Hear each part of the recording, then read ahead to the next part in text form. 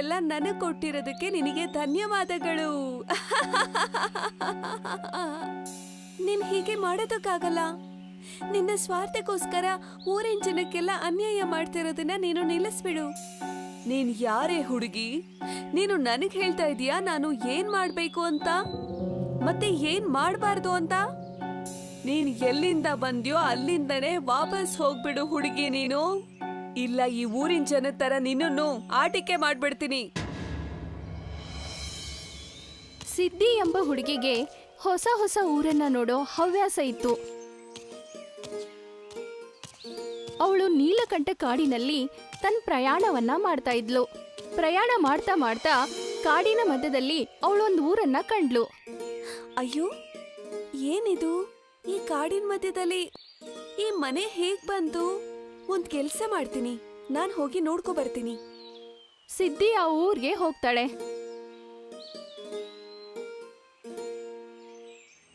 ಅವಳಲ್ಲಿ ಹೋದಾಗ ಅವಳಿಗೆ ಗೊತ್ತಾಗುತ್ತೆ ಆ ಊರಿನ ಜನರು ಬೇರೆ ಜನರಿಗಿಂತ ತುಂಬಾ ವಿಭಿನ್ನವಾಗಿದ್ರು. ಒಬ್ಬೊಬ್ರ ಕಾಲಲ್ಲಿ ಜಂಪ್ ಮಾಡೋ ಯಂತ್ರ ಹಾಕಿದ್ರು, ಮತ್ತೆ ಕೆಲವರ ಬೆನ್ನಲ್ಲಿ ತಿರುಗಿಸೋ ಕೀಲಿಕೈ ಹಾಕಿದ್ರು. ಇದನ್ನೆಲ್ಲ ನೋಡಿ ಸಿದ್ಧಿಗೆ ಆಶ್ಚರ್ಯ ಆಗುತ್ತೆ. ಅಯ್ಯೋ, ಇದೇನಿದು? ಇಲ್ಲೆಲ್ಲಾರು ಆಟಿಕೆ ತರ ಕಾಣಿಸ್ತಾ ಇದ್ದಾರಲ್ಲ. ಅವಳು ಈ ಮಾತನ್ನ ಹೇಳ್ತಿರುವಾಗ ಆಗ ಅಲ್ಲಿ ಗೊಂಬೆ ತರ ಕಾಣಿಸೋ ಒಬ್ಳು ಹೆಂಗ್ಸು ಅವಳ ಹತ್ರ ಬರ್ತಾಳೆ. ಮಗ್ಲೇ, ನೀನ್ ಯಾರು ಮತ್ತೆ ಎಲ್ಲಿಂದ ಬಂದಿದೀಯಾ? ಅಂದ್ಹಾಗೆ ನನ್ನ ಹೆಸರು ಸಿದ್ಧಿ ಅಂತ. ನನ್ಗೆ ಕಾಡಲ್ಲಿ ಓಡಾಡೋದು ಅಂದ್ರೆ ತುಂಬಾನೇ ಇಷ್ಟ. ಅದಕ್ಕೆ ನಾನು ನೀಲಕಂಠ ಕಾಡನ್ನ ನೋಡ್ಕೊಂಡು ಹೋಗೋಣ ಅಂತ ಬಂದೆ.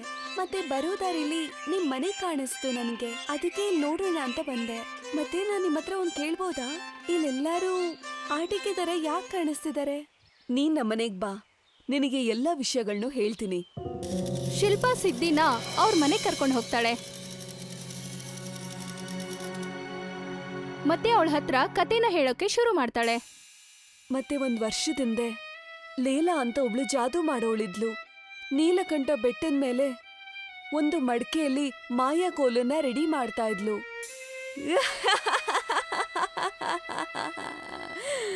ಇವತ್ತು ನಾನು ಜಾದುವಿನ ಒಂದು ಕೋಲನ್ನ ರೆಡಿ ಮಾಡ್ತೀನಿ.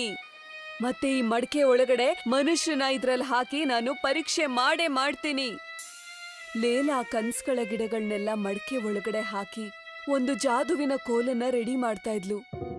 ಸಿಕ್ಕೇ ಬಿಡ್ತು, ಜಾದುವಿನ ಕೋಲು ನನಗೆ ಸಿಕ್ಕೇ ಬಿಡ್ತು.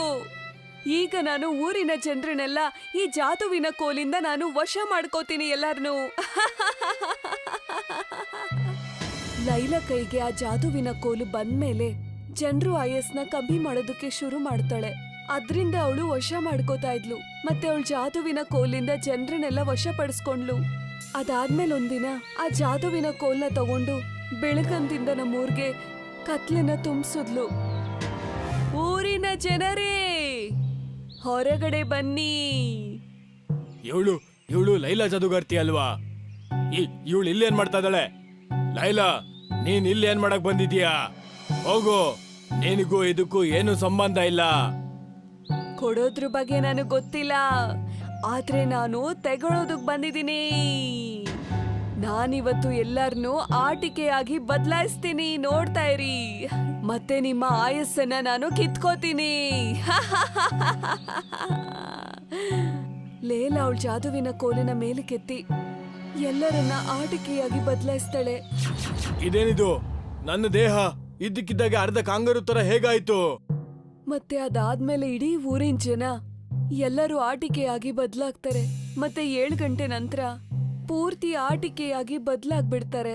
ಮತ್ತೆ ಅವರಿಂದ ಅಲ್ಲಾಡಕ್ಕೂ ಸಾಧ್ಯ ಆಗಲ್ಲ. ಮತ್ತೆ ಊರವರೆಲ್ಲ ಸೇರಿ ಆ ಮಾಯಗತಿನ ಯಾಕೆ ತಡೀಲಿಲ್ಲ? ಹೇಗ್ ತಡಿಯಕ್ಕಾಗತ್ತೆ ಮಗ್ಲೆ? ಯಾವ್ದೋ ಒಂದ್ ದಾರಿ ಇದ್ದೇ ಇರತ್ತಲ್ವಾ ಈ ಮಾಯಗತಿನ ತಡಿಯೋಕೆ. ಮತ್ತೆ ನಾನ್ ಅದನ್ನ ಹುಡುಕ್ತೀನಿ. ಸಿದ್ಧಿ ಅಲ್ಲಿಂದ ವಾಪಸ್ ಹೋಗ್ತಾಳೆ. ನೀಲಕಂಠ ಕಾಡಿನಲ್ಲಿ ಆ ರಹಸ್ಯನ ಹುಡುಕ್ತಾ ಇರ್ತಾಳೆ. ನೋಡುತ್ತಿದ್ದಂತೆ ಅವಳಿಗೆ ಒಂದು ದೊಡ್ಡ ಮರ ಕಾಣಿಸುತ್ತೆ. ಆ ಮರದ ಮಧ್ಯದ ಒಳಗಡೆ ಒಂದು ಗುಹೆ ಕಾಣಿಸುತ್ತೆ. ಈ ನೀಲಕಂಠ ಕಾಡಂತೂ ತುಂಬಾನೇ ಭಯಂಕರವಾಗಿದೆ. ಮೊದ್ಲು ಊರು ಈ ಮರದೊಳಗಡೆ ಇರೋ ಗುಹೆ, ಅಲ್ಲಿಗೆ ಹೋಗಿ ನೋಡ್ತೀನಿ ಇವಾಗ ಅದ್ರಲ್ಲಿ ಏನಿದೆ ಅಂತ. ಸಿದ್ಧಿ ಆ ಮರದ ಒಳಗಡೆ ಹೋಗ್ತಾಳೆ. ಆ ಗುಹೆ ಒಳಗಡೆ ಅವಳು ಹೋದ್ಮೇಲೆ ಅವಳಿಗೆ ಅಲ್ಲೊಂದು ಹೊಸ ಪ್ರಪಂಚನೇ ಕಾಣಿಸುತ್ತೆ. ಜಾದೂಗಾರರ ಊರಲ್ಲಿ ಅವಳು ಹೋಗ್ತಾಳೆ. ಅವಳಿಗೆ ಅಲ್ಲೊಬ್ಳು ಜಾದೂಗಾರ್ತಿ ವಿಮಲಾ ಸಿಗ್ತಾಳೆ. ಬನ್ನಿ ಬನ್ನಿ, ನಿಮ್ಗಿಲ್ಲಿಗೆ ಧನ್ಯವಾದಗಳು. ನಾನು ಮಾಯಾಗಾತಿಯಾಗಿ ಈ ನಗರಕ್ಕೆ ಸ್ವಾಗತಿಸುತ್ತೇನೆ. ಮತ್ತೆ ನೀನಿಲ್ಲಿಗೆ ಯಾವ ಕಾರಣಕ್ಕೋಸ್ಕರ ಬಂದಿದ್ಯಾ? ಮತ್ತೆ ನಾನು ಒಬ್ಬ ಕೆಟ್ಟ ಮಾಯಾಗಾತಿಯನ್ನ ಹುಡುಕ್ತಾ ಇದ್ದೀನಿ. ಮತ್ತೆ ಅವಳ ಹೆಸರು ಲೇಲಾ ಅಂತ. ಯಾಕ್ ಮಗ್ಳೆ, ಆ ಲೇಲನ ಯಾಕೆ ಹುಡುಕ್ತಾ ಇದೀಯಾ ನೀನು? ಆ ಆಟಿಕೆ ನಗರದ ಬಗ್ಗೆನಾ? ನೀವು ಸರಿಯಾಗಿ ಹೇಳಿದ್ರಿ. ನೀವದ್ರ ಬಗ್ಗೆ ನನ್ಗೆ ಹೇಳ್ಬೋದಾ? ಆ ಊರಿನ ಜನಕ್ಕೆ ಹೇಗ್ ಸಹಾಯ ಮಾಡಿತು ಅಂತ? ನಾನ್ ನಿನಗೆ ಹೇಳ್ತೀನಿ. ನೀಲಕಂಠದ ಬೆಟ್ಟದ ಮೇಲೆ ಒಂದು ಚಿಕ್ಕ ಗುಹೆ ಇದೆ. ಅಲ್ಲಿ ಲೇಲಾ ವಾಸವಾಗಿದ್ದಾಳೆ. ಮತ್ತವಳ ಎಲ್ಲಾ ಶಕ್ತಿಗಳು ಅಲ್ಲಿರುವ ಒಂದು ಹೊಳೆಯುವಂತ ಪೆಟ್ಟಿಗೆ ಒಳಗಡೆ ಇದೆ. ಅದನ್ನ ಹೊಡೆದಾಕಿದ್ರೆ ಅವಳ ಎಲ್ಲಾ ಶಕ್ತಿಗಳು ಹೊರಟೋಗುತ್ತೆ. ಮತ್ತೆ ನಾನ್ ನಿನಗೆ ಒಂದು ಕುಡಿಯೋದಕ್ಕೆ ಔಷಧಿ, ಮಾಯವಾದ ಒಂದು ಕೋಲನ್ನ ನಿನಗೆ ಕೊಡ್ತೀನಿ. ಔಷಧಿ ಕುಡಿದ ನಂತರ ಆ ಜಾದುವಿನ ಶಕ್ತಿ ನಿನ್ ಮೇಲೆ ಪ್ರಯೋಗ ಮಾಡೋದನ್ನ ನಿಲ್ಲಿಸ್ಬಿಡುತ್ತೆ. ಈ ಜಾದುವಿನ ಕೋಲಿಂದ ಆ ಕೋಲನ್ನು ನೀನು ಹೊಡೆದಾಕ್ಬೇಕು. ಸರಿ, ನಿಮ್ಮಿಂದ ತುಂಬಾ ತುಂಬಾ ಧನ್ಯವಾದಗಳು. ನನಗೆ ಇಷ್ಟೊಂದು ಸಹಾಯ ಮಾಡಿದ್ದಕ್ಕೆ. ಒಳ್ಳೆ ಮಾಯಗಾತಿಯಾಗಿತ್ಕೊಂಡು ನಾವೇ ಸಹಾಯ ಮಾಡಿಲ್ಲ ಅಂದ್ರೆ ಮತ್ತೆ ಯಾರು ಮಾಡ್ತಾರೆ? ಸಿದ್ಧಿ ಆ ಔಷಧಿಯನ್ನ ಕುಡಿತಾಳೆ.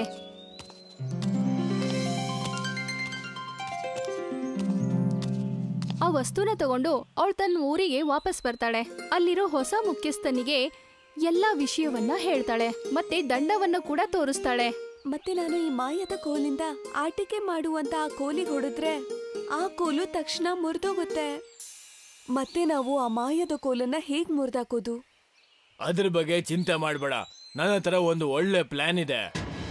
ಮುಖ್ಯಸ್ಥರು ಮತ್ತೆ ಸಿದ್ಧಿ ಇಬ್ರು ನೀಲಕಂಠ ಕಾಡಿನಲ್ಲಿರೋ ಆ ಗುಹೆ ಹತ್ರ ಅವರಿಬ್ರು ಹೋಗ್ತಾರೆ. ಅಲ್ಲಿ ಲೈಲಾ ಗಾಢವಾದ ನಿದ್ರೆ ಮಾಡ್ತಾ ಇರ್ತಾಳೆ. ಮತ್ತೆ ಆ ದಂಡವನ್ನ ಅವಳ ಪಕ್ಕದಲ್ಲೇ ಇಟ್ಕೊಂಡಿರ್ತಾಳೆ. ನೋಡು, ಎಷ್ಟು ಆರಾಮಾಗಿ ಮಲಗಿದಾಳೆ, ನಮ್ಮ ನಿದ್ದೆನೆಲ್ಲ ಕಿತ್ಕೊಂಡು. ಮೆತ್ತಗ್ ಮಾತಾಡಿ, ಅವಳು ಕೇಳಿಸ್ಕೋತಾಳೆ. ಮುಖ್ಯಸ್ಥರು ಮತ್ತೆ ಸಿದ್ಧಿ ಆ ಚೆಂಡಿನ ಹತ್ರ ಹೋಗ್ತಾರೆ. ಅಕಸ್ಮಾತ್ ಆಗಿ ಮುಖ್ಯಸ್ಥರ ಕಾಲು ಆ ಟೇಬಲ್ಗೆ ತಾಗುತ್ತೆ. ಅದ್ರ ಶಬ್ದ ಕೇಳಿ ಲೈಲಾ ಎಚ್ಚರ ಆಗ್ತಾಳೆ. ಯಾರ್ ನೀವು? ಹೋ, ನೀವಾ? ಅದು ಕೂಡ ಪ್ರಧಾನ್ ಜೊತೆ. ಹುಡುಗಿ, ನಾನ್ ನಿನಗೆ ಮೊದ್ಲೇ ಹೇಳ್ ಕಳ್ಸಿದ್ದೆ, ಎಲ್ಲಿಂದ ಬಂದಿದ್ಯಾ ಅಲ್ಲಿಗೆ ಹಿಂತಿರ್ಗಿ ಹೋಗ್ಬಿಡು ಅಂತ. ಆದ್ರೆ ನೀನು ಒಪ್ಕೊಂಡಿಲ್ಲ. ಈಗ ನೋಡು, ನಿನ್ನನ್ನ ಆಟಿಕೆಯಾಗಿ ಮಾಡ್ತೀನಿ.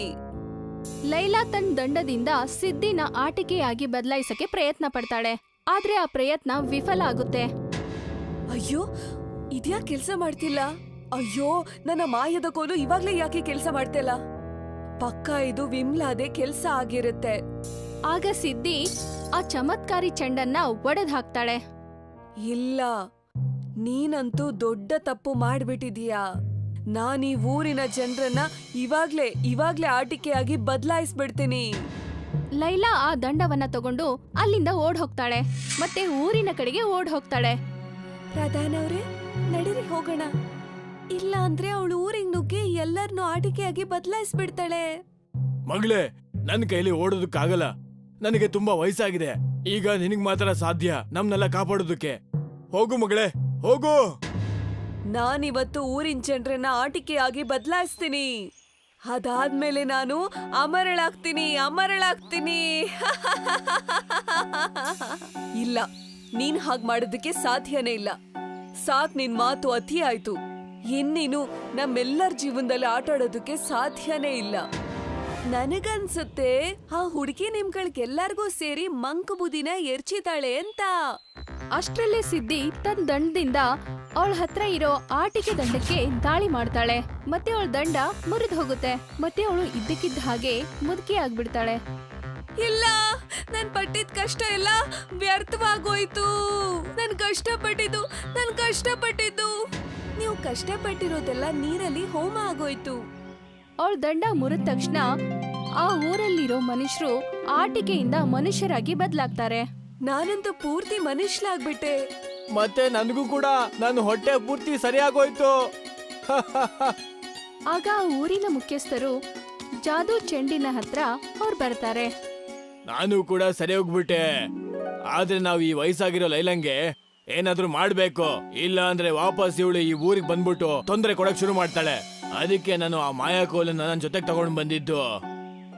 ನಾನಂತೂ ಯಾರನ್ನು ಸುಮ್ನೆ ಬಿಡೋದಿಲ್ಲ. ನನ್ನ ಮಾಯಾಶಕ್ತಿಯ ಕೋಲನ್ನ ನನಗೆ ವಾಪಸ್ ಕೊಡು. ಅದು ಒಡ್ದೋಗಿದ್ರು ಪರವಾಗಿಲ್ಲ, ಅದ್ರಲ್ಲಿ ಇನ್ನೂ ಶಕ್ತಿ ಇದೆ. ಲೈಲಾ ಚಂಡನ್ನ ತಗೊಳಕ್ಕೆ ಅಂತ ಹೋಗ್ತಿರುವಾಗ ಅಷ್ಟ್ರಲ್ಲಿ ಅಲ್ಲಿಗೆ ಸಜ್ಜನ ಜಾದೂಗಾರ್ತಿ ವಿಮಲಾ ಬರ್ತಾಳೆ. ಲೇಲಾ, ಈಗ್ಲಾದ್ರೂ ಒಳ್ಳೆ ಬುದ್ಧಿ ಕಲ್ತ್ಕೊ ನೀನು. ಎಲ್ಲಿವರೆಗೂ ನೀನು ಜನರಿಗೆ ಕೆಟ್ಟದ್ ಮಾಡ್ತಾ ಬರ್ತೀಯೋ. ಒಂದ್ ಸಮಯದಲ್ಲಿ ನೀನು ನಮ್ಮ ಮಾಯಾ ನಗರಿಯಲ್ಲಿ ಖುಷಿಯಾಗಿ ವಾಸ ಮಾಡ್ತಾ ಇದ್ದೆ. ನೀನು ನಿನ್ನ ಈ ಕೆಟ್ಟ ಬುದ್ಧಿಯಿಂದ ನಾವಲ್ಲಿಂದ ನಿನ್ನನ್ನ ವಾಪಸ್ ಕಳಿಸ್ಬೇಕಾಯ್ತು. ನಾನು ಕೊನೆವರೆಗೂ ಸುಂದರವಾಗಿ ಜೀವಂತವಾಗಿ ಉಳಿಬೇಕು ಅಂತ ಆಸೆ ಪಡ್ತಾ ಇದ್ದೆ.